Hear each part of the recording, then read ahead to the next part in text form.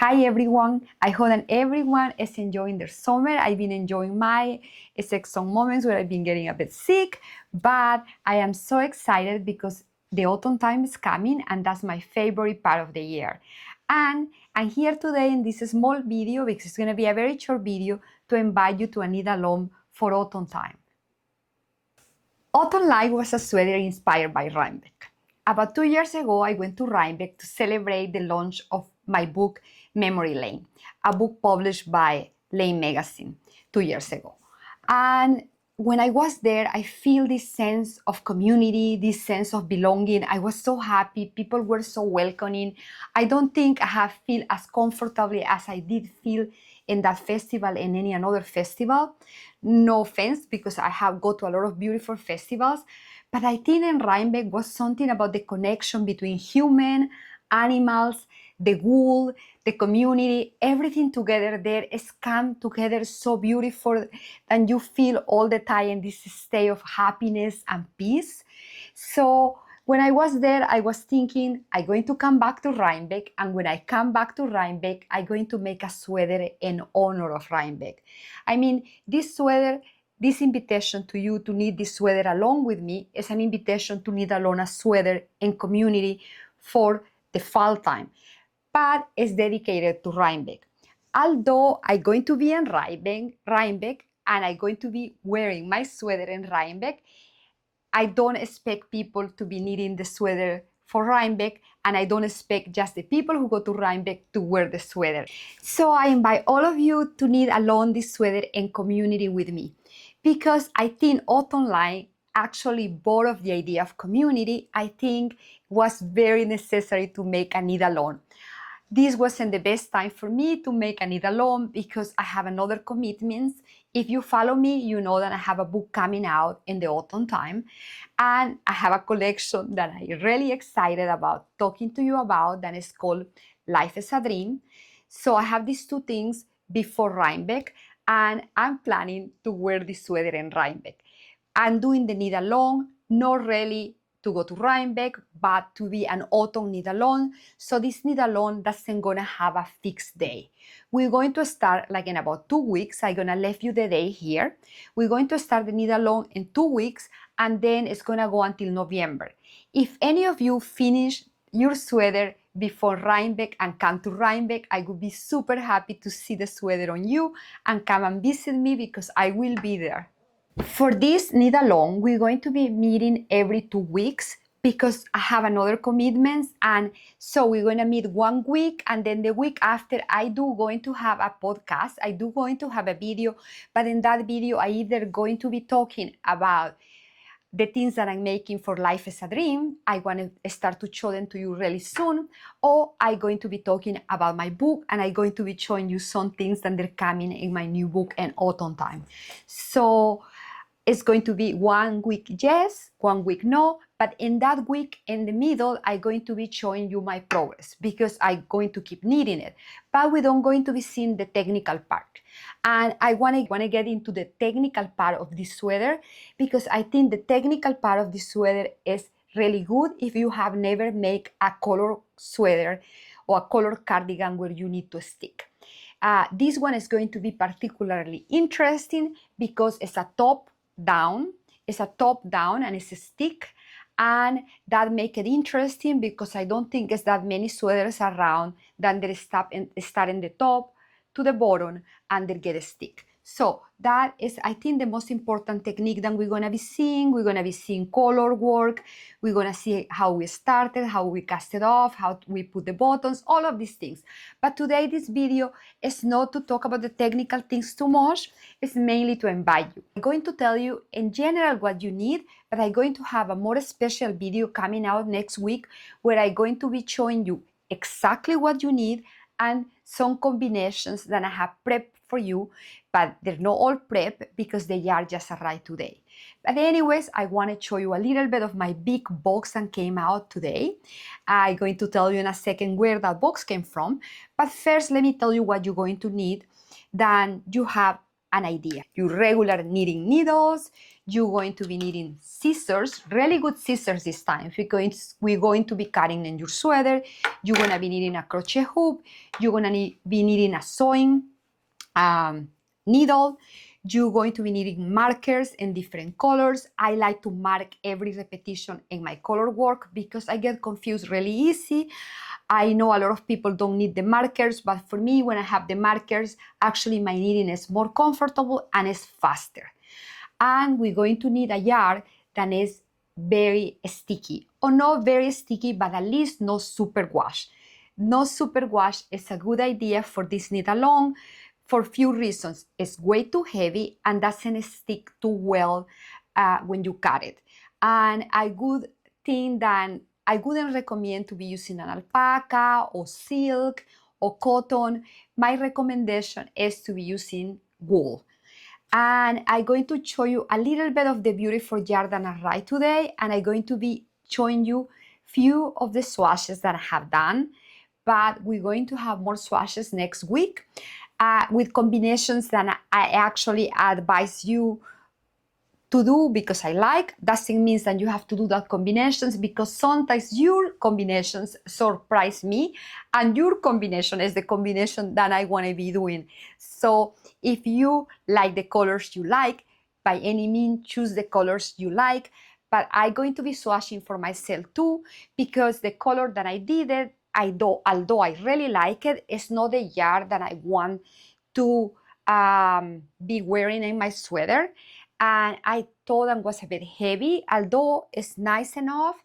I think that I want to wear my sweater in something lighter, and I want to do it in different type of jars. This is a DK way, but I'm going to be doing a little bit of swatching in a worsted because I am in love with a specific jar for this project.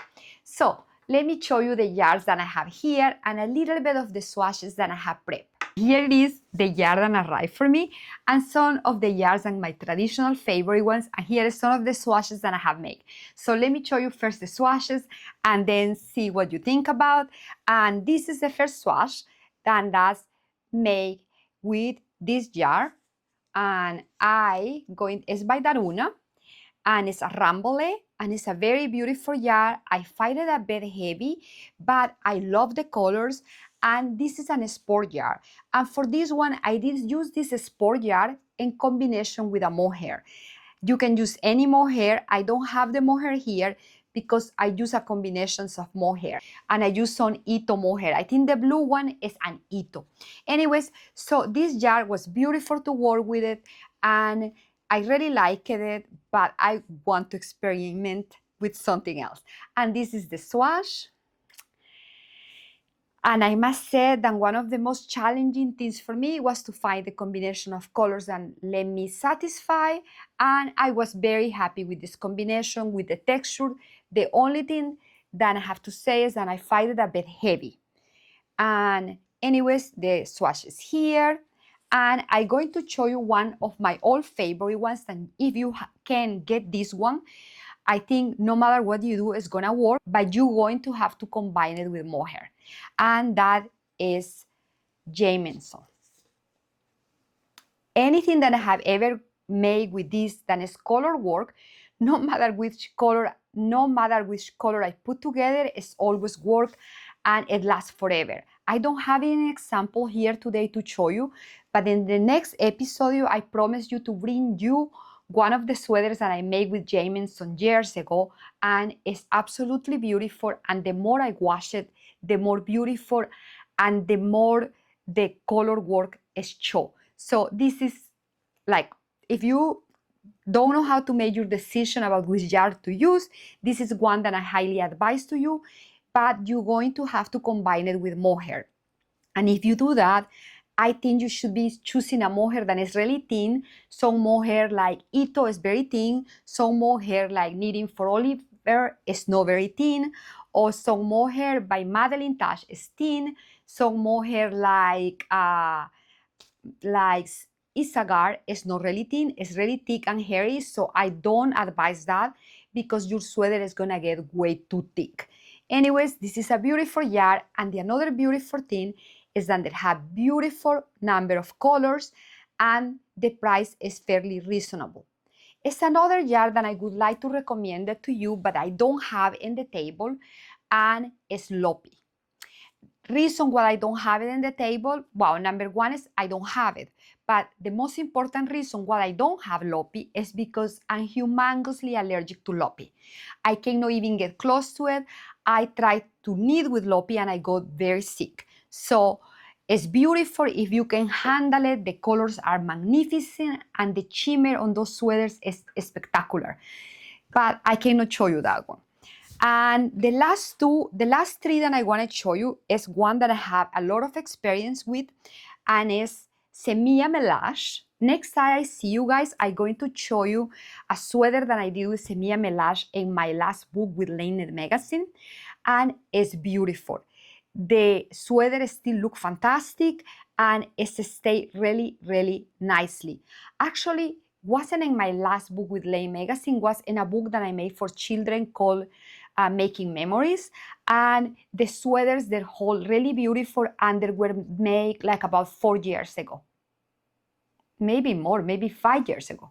I would like to show you the swatch that I have from this yarn. I did swatch it, I didn't block it, I really didn't have time, and I was really excited in the idea of making a red sweater, but I have to confess to you that I don't like it. So that's why it's very important that before you start this sweater or before you go and wind all of your balls of yarn, please do a swatch, because if you don't like the color, it's like so much investment of time and money. If you just have done your swatch, you can do something cute with your swatch. You can make a little purse, you can make like a little cushion or something, but you can go back to the store, to your local store where you buy your yarn, and ask them to exchange it for another colors. So very important, please do your swatch and you will be more satisfied in the end. So this is the swatch that I did. The yarn is fantastic. I don't like the colors, but here it is. I'm going to show it to you. Maybe if I block it and wash it would be even better, but I am sure that I don't going to be wearing a red sweater for Rhinebeck. So the last swatch that I want to show you, I don't have the yarn here, but I'm going to show you the swatch because this one is a combination of a fingering with a mohair by Filolana, and I really, really like how the colors came. I'm going to leave you the names of the yarns that I use here because I don't have the yarn in here, but in this case, I do like the colors, I do like the texture of it, and I do like the weight. And it's over here. Beautiful texture, beautiful definition, and I think I would be very happy with the colors too, but I haven't made my definitive choice because my yarn from Harrisfield just arrived today, and Harrisfield is my main candidate for my Rhinebeck sweater. So I ordered two different ones. One of them is the Peace Fleece that I absolutely love. And the Peace Fleece is a worsted yarn and it's very worsted, so it's a little thicker for this sweater. But my heart is so much in this yarn that I think that maybe I'm going to have to make the numbers to have an auction in a worsted yarn because it's just so beautiful. Oh, I'm going to have to design another sweater and color work with this yarn because people, this yarn is just like to dream for. It's beautiful. And I'm going to read you a little bit of the composition. And it's here. I haven't even seen it yet because it's just arrived. It's 50% Navajo Rambouillet, 30% domestic fine wool, and 20% mohair. What a dream. What a dream is this. It's absolutely beautiful. And I did order this one too. And I ordered all the colors. They don't fit here. And probably next week I'm going to have swatch for it. But here it is. This one is called Flywheel. And this one is just pure wool. Colors are beautiful. I think this is a decay yarn, but when I saw it, I thought and was a little thinner. Their gauge is 6 stitches per an inch, so it's 24 stitches per 4 inches. I think that for me this is more an sport than a DK yarn. I think it's announced as a DK yarn. I'm not 100% sure how they announced it. Colors are fantastic, a great yarn for color work, and I think if I have to do it with this, I may be using a thinner mohair to make it to the gauge that we need. We need 22 stitches per 4 inches for this sweater, and this one is giving you 24. So I don't like my sweater to be with like holes. I don't like my sweater to be very like loose. I really like things to be a bit more gauge tighter, and so I'm not convinced to do my swatch just with the yarn. I'm going to do like a little swatch just with the yarn, but I for sure going to swatch it with mohair too. And the piece fleece, I don't know, I think this is just an illusion because this one is 16 stitches per 4 inches and it's really far away of the gauge.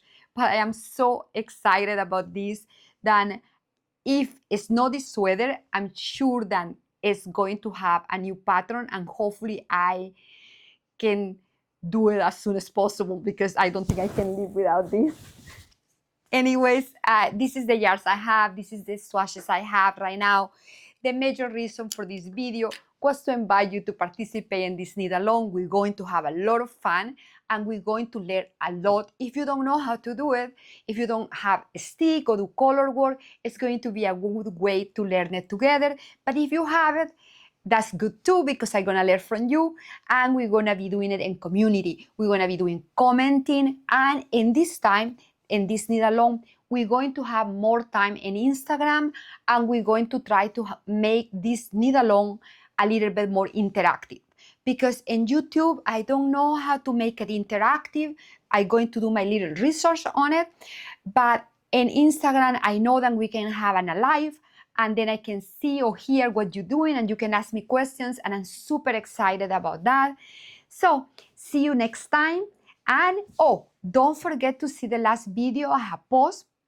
I posted last week and I didn't have time to invite you because somehow I got sick, but I did a whole video of how to use crochet for your knitting, and I did it as an example in a little scarf, but you actually can use this video to add crochet to a full piece. You can add crochet in a cardigan, like in the edge of your cardigan, in the edge of a scarf that you really like, in the edge of a hat that is really simple around here. It could look super cute, especially for a baby. Anyways, I invite you to see that video. I'm gonna leave it in here. I'm gonna link it here. And please leave me a comment and tell me which colors you would be using or which colors you would like to use. Leave me the word happy autumn, or maybe we change the word. Leave me the pattern Autumn Light, and you can participate in a rifa that I'm going to be uncovering next week for a free pattern. I'm going to be giving probably like 5 or 6 free patterns. Please participate and see you really soon.